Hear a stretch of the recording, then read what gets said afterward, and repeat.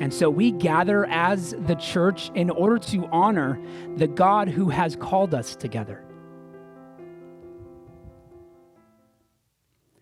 And in light of that, screens are a poor medium for pure worship. I want to pause here and give some thought to how this relates to our present situation, because in his excellent book, Amusing Ourselves to Death, Neil Postman delivers a scathing rebuke to the typical evangelists on television.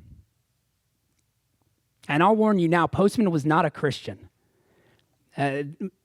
He suggests in here, there's a line before I read it where he says that God exists only in our minds. I mean, that gives it away, that he does not believe God is true outside of the minds of humans. But his rebuke is still valid. Listen, he says, without ensnaring myself in a theological argument for which I am unprepared, I think it both fair and obvious to say that on television, God is a vague and subordinate character. Though his name is invoked repeatedly, the concreteness and persistence of the image of the preacher carries the clear message that it is he, not he, it is the preacher, not God, who must be worshiped. He clarifies, I do not mean to imply that the preacher wishes it to be so. Only that the power of a close-up televised face in color makes idolatry a continual hazard. Television is, after all, a form of graven imagery, far more alluring than a golden calf. Jimmy Swaggart plays better than God, for God exists only in our minds, whereas Swaggart is there to be seen, admired, adored, which is why he is the star of the show, and why Billy Graham is a celebrity, and why Oral Roberts has his own university, and why Robert Schuller has a crystal cathedral all to himself. If I am not mistaken, the word for this is blasphemy.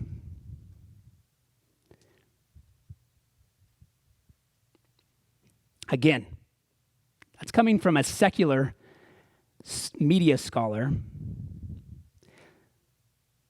But he was simply elaborating upon the ideas of Marshall McLuhan, who is famous for his own aphorism that said, the medium is the message.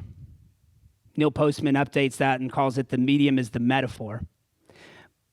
But the idea that both of them were suggesting is that the means by which, the medium through which the message is delivered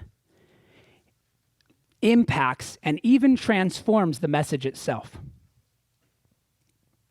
And so Postman argued that television was a poor means for teaching important information, and had YouTube or Facebook or TikTok existed when he wrote the book, they surely would have raised his voice another octave. His point was that the medium of television was turning serious topics such as religion, politics, and news into an alternative form of entertainment. They were just various forms of entertaining people, amusing ourselves to death. And so we need to admit the inadequacy of virtual worship. Let's acknowledge that that's problematic from the start. If the medium is the message, then our worship is directly impacted by the means in which we participate in worship. To sit under the preaching of the word in front of a TV or a computer is to impact the way the message is received.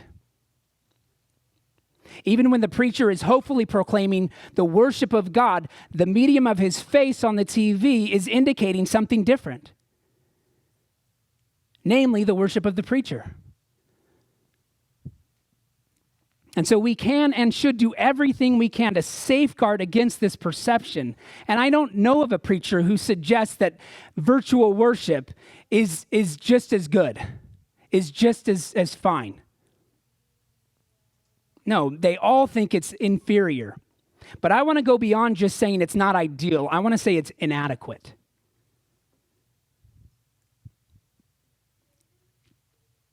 That's not to condemn the worship of everyone who has participated in virtual worship for the past few months. I say it as a warning that virtual worship is lacking essential elements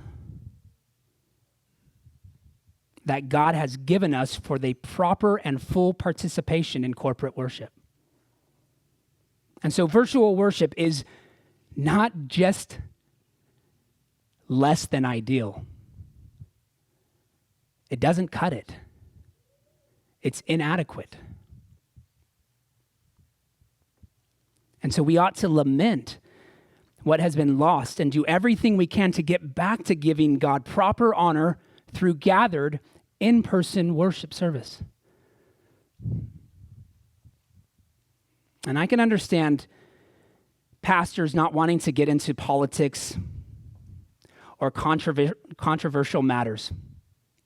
I have many friends who have just stayed away from it altogether. Right, it's too controversial, it's too messy. To say anything in social media or publicly is just to invite criticism. Getting caught up in the cultural divide may even cause us to lose sight of the spiritual role that we have as pastors in society. But all pastors should recognize that the gathering of the saints for worship is a spiritual matter.